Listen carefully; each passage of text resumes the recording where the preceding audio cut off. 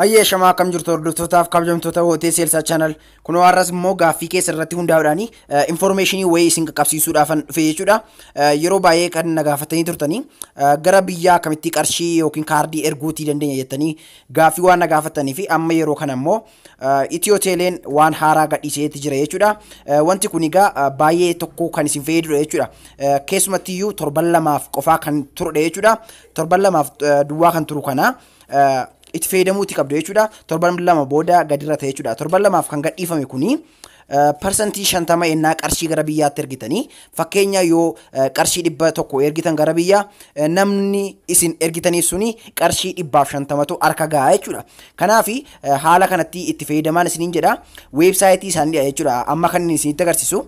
Kanaaf gara kiroomii keessanii dhuftanii jechuudha. Kiroomii jechuun kunoo qafoon hundumtuyyuu qaba jechuudha. Yoo kana isin qabdan ta'e immoo browser kamiyyuu fayyadamuutii ni dandeessu jechuudha. Achi booda kunoo search baarii kana irratti jechuudha.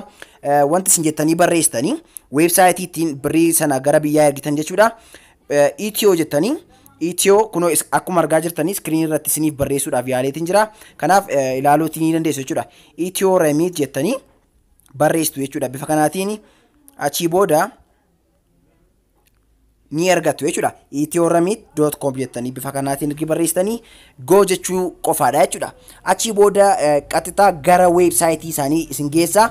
By the way weebsaayitiin kuni akkuma argaa jirtanii Itoophiyaanotaan kan hojjetamedha jechuudha. Omaa waa tokko waan isin yaaddessuu hin qabu. Itti amanuutii ni dandeessu jechuudha weebsaayitii kana. Kanaaf baay'ee tokko salphaadha erguudhaaf jechuudha. Erguudhaaf egaa wanti isin gootanii kunoo akkuma argaa jirtanii isa kana cuqaastu jechuudha. Dhiifama. Kunoo akkuma iddoo kanarratti argaa jirtanii send airtime kan jettu ishee kanarratti lakkoofsa nama erguu fi barbaadan sanarra galchitu jechuudha.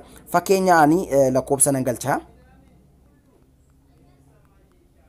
Achi booda akka barreessitanii fixanii send airtime kana cuqaasuu qofaadha jechuudha. Achi booda innaa isin kana cuqaastanii gara fuula kanaatti isin dabarse jechuudha. Erginni gara kanaatti isin dabarse wanti isin adda baafachuutii qabdan jechuudha.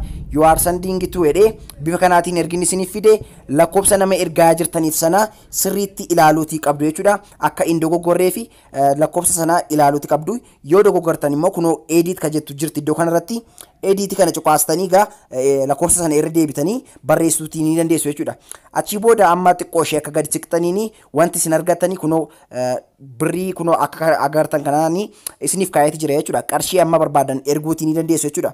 Fakkeenyaaf egaa amma qarshii 100 gara biyyaa erguudhaaf yoo barbaadanii kunoo isa kana cuqaastu jechuudha. Achi booda kunoo USD jalaatiin kaayati jira. Kanaaf innaa isin kana cuqaastanii achi booda gajjallaa kana irratti jechuudha. Xiqqoo ishee innaa gadi siqxanii kunoo iddoo kana irratti jechuudha.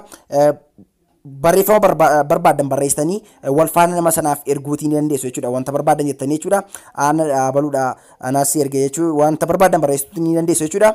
Kan achi booda birrii keessan filachuu keessan ergi mirkaneeffatanii booda continue jettanii darbuutii qofaadha. Achi booda qarshiin keessan bilbila keessan irraa ni deema jechuudha. Hordoftoota biyyaa ananga amma Itoophiyaa keessa waan hin jiruuf erguun nan barbaachisu jechuudha. Isinumatti weebsaayitii kana agarsiisuu filan dhufe jechuudha. Karaa kana galtanii gara biyyaatti qarshii aga barbaadan erguutii ni dandeessu. Yennaa qarshii 100 ergitanii nama ergitaniif sanaaf immoo qarshii 150 ta'ee persentii 50 dhalee fi dhaqa jechuudha. Kun kan inni turu torban lama qofaafidha. Achi booda normaalii 100 erginan 100 ta'a natti fakkaata. Biyya kam keessatti ni hojjeta jechuudha. Kanaaf wanta kanatti fayyadamaa warri gaaffii na gaafatan isiniin jedha. Kanadha wanti narraaf qabadhee isiniif dhufe. Viidiyoo kana like, share akkasumas immoo yaada qabdan immoo comment naaf godhaan isiniin jedha. Ammam viidiyoo kan biraan deebi'ee isinii wajjin wal argutti nagaan naaf tura isiniin jaalladha isin kabaja. Ciao.